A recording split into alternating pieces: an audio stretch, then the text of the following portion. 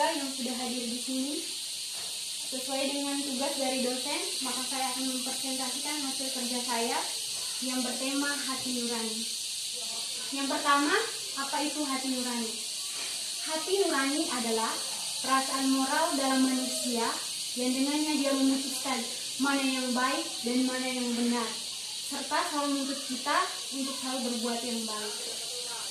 Hati nurani berkaitan erat dengan kenyataan bahwa manusia mempunyai kesadaran. Tuhan menganugerahkan hati nurani hanya pada manusia, tidak pada hewan atau pada tumbuhan. Kesadaran berarti kesanggupan mengenal diri sendiri dan karena itu merefleksi tentang dirinya. Menurut saya, hati nurani juga dapat mendatangkan kebahagiaan dan kedamaian dalam hidup. Tindakan-tindakan berdosa yang melanggar hati nurani seperti berbohong, tindakan kekerasan, penganiayaan, bahkan hingga pembunuhan mampu membuat seseorang berada dalam rasa tidak tenang. Buah dari tindakan-tindakan tersebut hanyalah penyesalan dan rasa bersalah yang menjadikan hidup tidak tenang. Tetapi apabila kita bertindak sesuai dengan hati nurani, maka tentunya hidup kita juga akan lebih baik. Yang kedua, apakah semua orang memiliki hati nurani? Pada kenyataannya, setiap orang berbeda-beda, baik dari suku, bangsa, tanah kelahiran, adat istiadat, bahkan juga agamanya. Tetapi di atas perbedaan itu, semua orang memiliki kesamaan, yaitu memiliki hati nurani. Semua orang memiliki hati nurani, dan hal tersebut merupakan bawaan sejak lahir. Hanya saja, beberapa orang memilih untuk menutup diri dari hati nuraninya sendiri dengan alasan-alasan tertentu. Alasan-alasan tersebut bisa berupa ketidakpercayaan akan kehadiran Tuhan, didikan yang salah, gangguan mental, trauma, dan sebagainya. Orang yang mengabaikan hati nuraninya akan cenderung susah untuk membedakan mana yang baik dan mana yang benar, yang pada akhirnya mengembangkan sifat buruk dalam dirinya. Yang ketiga, kapan hati nurani muncul? Dalam suatu peristiwa tertentu, mungkin kita pernah mengalami, melihat atau mendengar beberapa peristiwa di sekitar kita tentang perbuatan-perbuatan yang mestinya tidak perlu terjadi. Mungkin kita mendengar orang ingin membunuh diri karena stres, melakukan kekerasan, dan lain-lain. Mereka melakukan perbuatan tersebut seolah-olah tidak mengenal hal itu adalah perbuatan yang baik atau perbuatan yang buruk. Yang penting mereka merasa puas dengan apa yang mereka lakukan. Namun kita yang melihat atau mendengar hal tersebut tentu menganggap bahwa itu merupakan tindakan yang melanggar hukum maupun ajaran agama. Reaksi kita terhadap peristiwa tersebut tentu menolak, mencegah, dan lain sebagainya. Pada saat seperti ini, suara hati nurani akan muncul untuk memberikan perintah supaya perbuatan baik dilakukan dan perbuatan buruk ditinggalkan. Oleh karena itu, suara hati nurani sangat penting bagi kita dalam memutuskan sesuatu perbuatan atau tindakan dalam hidup kita. Sebab suara hati mampu membedakan mana yang baik dan mana yang benar. Sehingga semakin banyak pribadi-pribadi yang selalu bertindak sesuai dengan hati nurani, maka kehidupannya juga akan jauh lebih baik.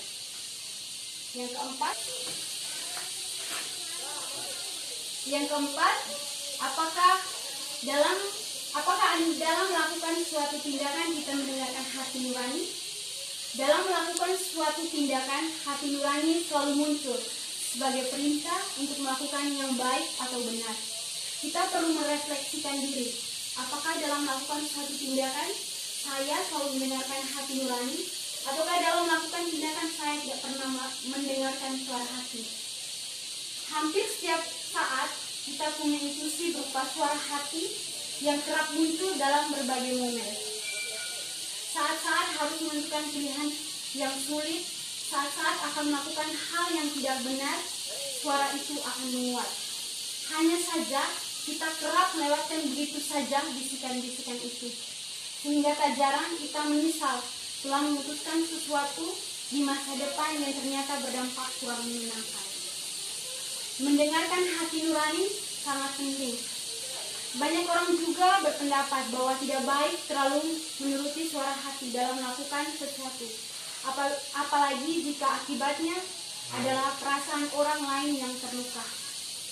Kenapa kita perlu mendengarkan suara hati? Yang pertama, karena hidup kita selalu terkoordinasi untuk mengambil keputusan.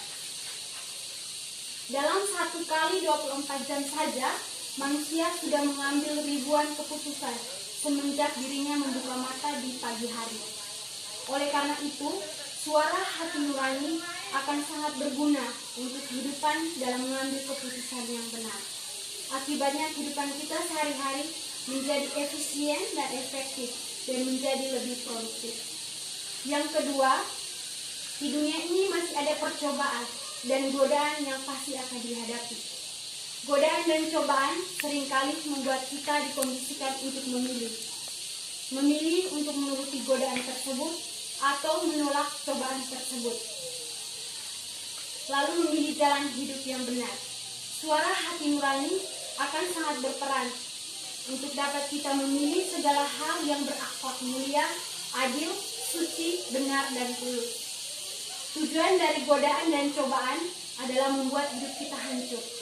Dengan terus mendengarkan suara hati nurani, kita tidak tergoda. Diri kita akan menjadi pribadi yang semakin kuat dan berkarakter. Adapun beberapa ciri dari hati nurani. Yang pertama, terdengar jelas dalam situasi dan keadaan apapun yang berada di sekitar kita. Walaupun di tengah keramaian kita dapat mendengar dengan jelas ketika hati nurani menegur diri kita. Sebagai contohnya dalam suasana sepi di tengah ruang ujian. Kamu berpikir tidak ada yang melihat saat kamu menyontek. Pada saat seperti ini, suara hati akan muncul. Namun suara hati nurani tidak terpengaruh oleh suasana sepi ataupun ramai. Suara hati tersebut akan terdengar jelas di tengah situasi apapun. Yang kedua, seringkali berupa arahan atau perintah. Yang ketiga, terdengar lebih keras dari pikiran. Biasanya ketika suara hati muncul untuk menuntut kita hidup sesuai dengan standar nilai-nilai yang diajarkan, pikiran kita biasanya akan mencoba melawan. Jika kita tidak mendengar suara hati nurani tersebut dan mengikuti pikiran kita yang menantang, maka akan mengakibatkan berbagai hal. Yang pertama, suara hati nurani mulai membisu. Yang kedua, kalah dari percobaan.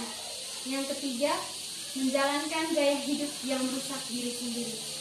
Prinsip yang harus kita pahami bahwa suara hati yang murni seperti halnya suara Tuhan dalam kehidupan kita.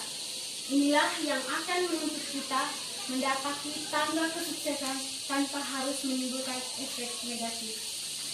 Yang kelima, bagaimanakah kamu melihat hati nuranimu sebagai musuh atau teman? Sebagian orang menganggap bahwa hati nurani itu sebagai musuh, dan lainnya beranggapan bahwa hati nurani sebagai teman. Mereka berpikir bahwa hati nurani sebagai musuh karena seringkali apa yang dibisikkan oleh hati nurani tidak sesuai dengan kenyataan hidup, serta pikiran yang sering juga melawan hati nurani. Harusnya kita tidak boleh berpikir seperti itu, karena bisikan hati nurani itu menuntut kita untuk melakukan yang baik. Hati nurani itu bukan musuh, tetapi hati nurani adalah teman di mana kita berkomunikasi langsung dengan Tuhan. Kita dapat merefleksikan diri dalam suatu tindakan. Marilah masing-masing dari kita melihat kembali apakah selama ini saya melihat hati nurani saya sebagai teman atau sebagai musuh. Jika di antara kita yang beranggapan bahwa hati nurani adalah musuh, segera dihilangkan. Karena sesungguhnya hati nurani adalah teman di mana kita akan melakukan suatu perbuatan, sebuah keputusan yang baik dan benar. Yang keenam, saya akan memberikan beberapa saran kepada semua anggota keluarga saya terkait dengan hati nurani. Yang pertama, kita harus tahu bahwa Tuhan menciptakan manusia itu sangat istimewa. dan dari makhluk-makhluk yang lain, yaitu salah satunya memiliki hati nurani. Jadi dalam melakukan suatu tindakan harus terlebih dahulu mendengarkan suara hati nurani. Karena suara hati nurani dapat menuntut kita untuk bertindak yang benar. Ketika hati nurani mulai mengambil keputusan yang baik, maka otak atau akal budi kita juga akan berpikir yang baik. Yang kedua, dalam mengambil sebuah keputusan harus mendengarkan bisikan suara hati nurani. Kadang bisikan suara hati nurani dilawan oleh otak atau pikiran kita yang membuat kita salah mengambil keputusan. Jadi dalam melakukan hal apapun harus. Demikian penjelasan dari saya. Mungkin ada pertanyaan dari mama atau dari adik-adik yang belum dimengerti, yang belum jelas.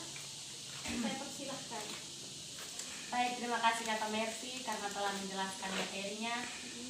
Saya ingin bertanya, bagaimana cara kita memulihkan kembali hati nurani kita yang mulai mati? Mungkin Kak Mercy bisa dijelaskan sedikit.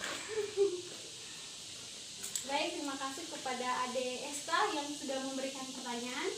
Pertanyaannya, bagaimana memulihkan kembali hati nurani yang mulai mati? Jadi, yang pertama, mengakui perbuatan tersebut kepada seseorang yang kita percayai. Yang kedua, mengakui perbuatan tersebut secara ekstrim atau pengakuan terbuka. Yang ketiga, meninggalkan seluruh pergaulan dan segala sesuatu yang membuat kita terjatuh dalam percobaan.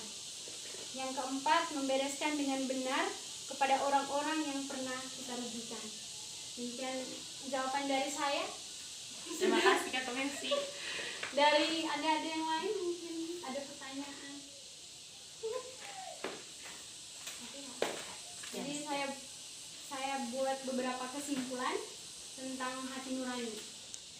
Jadi yang pertama, manusia adalah makhluk ciptaan Tuhan yang istimewa karena salah satunya diberikan hati nurani. Yang kedua, hati nurani adalah perasaan moral dalam diri manusia yang juga merupakan refleksi diri dalam mengambil suatu tindakan. Karena sesungguhnya suara hati nurani selalu menuntut kita untuk berbuat yang baik. Yang ketiga, dalam hidup setiap pribadi terdapat hati nurani. Kesadaran akan memiliki hati nurani juga sangat penting, karena bisikan dari hati nurani lebih kuat dibandingkan dengan otak atau pikiran kita. Sekian dan terima kasih.